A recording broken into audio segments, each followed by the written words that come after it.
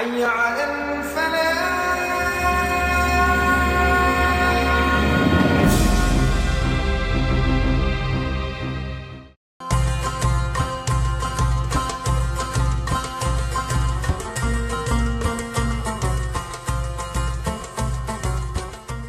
Assalamualaikum warahmatullahi wabarakatuh. Alhamdulillah rabbil alamin, wassalatu wassalamu ala asyrafil anbiya wal mursalin, sayyidina wa habibina wa syafi'ina wa nurul qulubina Muhammadin habibi rabbil alamin wa imamil ghurril muhajjalin wa ala alihi wa sahbihi ajmain, amma ba'du.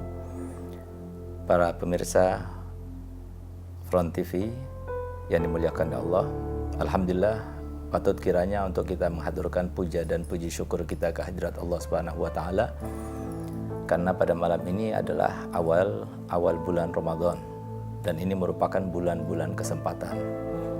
Dan tidak lupa kita panjatkan dan haturkan salawat serta salam kepada Nabi kita Muhammad sallallahu alaihi wasallam yang telah mengeluarkan kita, membebaskan kita dari alam kesesatan menuju kepada alam terang benderang dan hidayah serta riayah, dan juga kepada seluruh keluarga dan sahabat serta pengikutnya sampai hari kiamat. Alhamdulillah, pada malam ini adalah merupakan awal-awal bulan Ramadan, bulan-bulan yang memang dinantikan oleh para ulama, para aulia, para solihin. Bahkan disebutkan di dalam kitab-kitab kuning bahwasanya yang namanya para ulama, para aulia, mereka itu meminta dan memohon pada Allah Ta'ala supaya dipersuakan dan dipertemukan dengan bulan Ramadan itu setengah tahun sebelum masuknya bulan Ramadan. Dan ketika keluar bulan Ramadan, maka mereka kemudian menangisinya, menyesalinya sampai setengah tahun kemudian, karena mereka tahu bahwa bulan Ramadan adalah merupakan bulan kesempatan. Bulan Ramadan adalah bulan maghfirah. Bulan Ramadan adalah bulan di mana kita diperintahkan oleh Allah Ta'ala untuk memperbanyak benih-benih amal kebaikan. Semuanya dilipat gandakan, semuanya dijadikan amalan-amalan yang sunnah itu dijadikan pahalanya seperti amalan-amalan fardu. Dan amal fardu lipat gandakan sampai 70 kali lipatnya.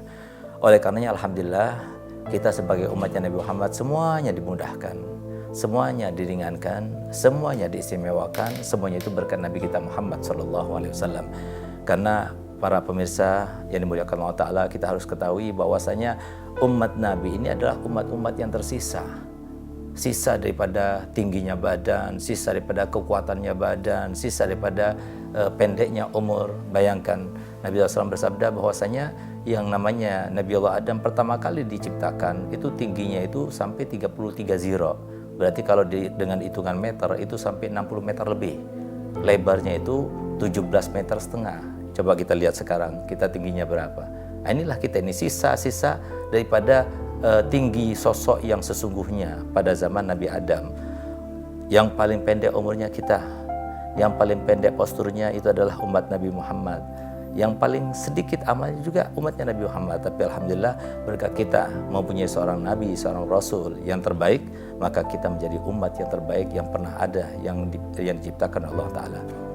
Oleh karena itu, di antara keistimewaan dan kemuliaan yang Allah berikan kepada umatnya Nabi Muhammad SAW adalah banyaknya kebaikan-kebaikan yang dilipat gandakan di bulan Ramadan. Sehingga kemudian Nabi kita Muhammad SAW, beliau memotivasi kita dengan beliau bersabda, man adraka Ramadan walam yughfarlah faqad ab'adahu Allah wa ashaqah. Barang siapa yang mendapati bulan Ramadan lalu kemudian dia itu tidak diampuni dosa-dosanya karena amalia di dalam bulan Ramadan, maka berarti sungguh orang itu adalah orang yang dijauhkan daripada Allah Ta'ala dan dimurkai oleh Allah SWT.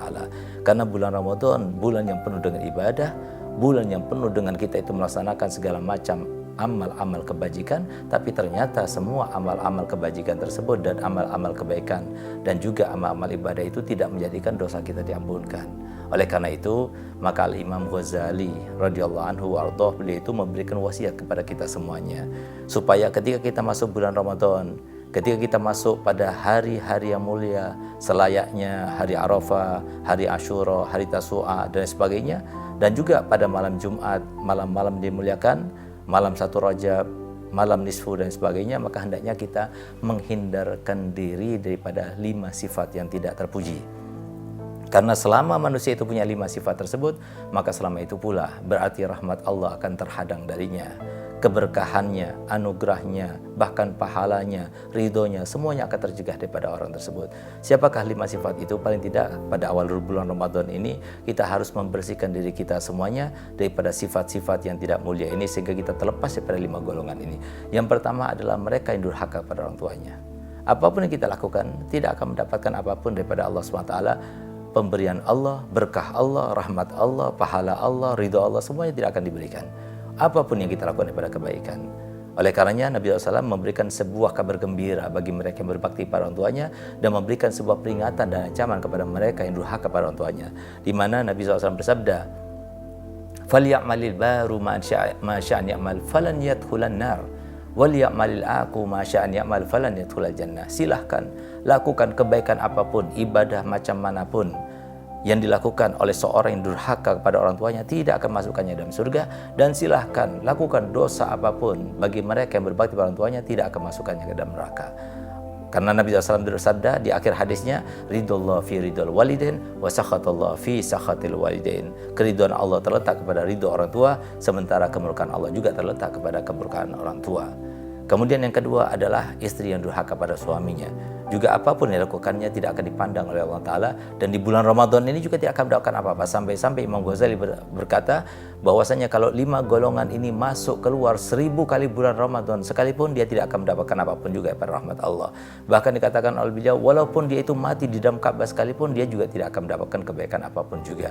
Nah, oleh karena itu, maka istri yang durhaka salah satu daripada sifat yang dapat mencegah istri tersebut mendapatkan kemuliaan daripada Allah SWT.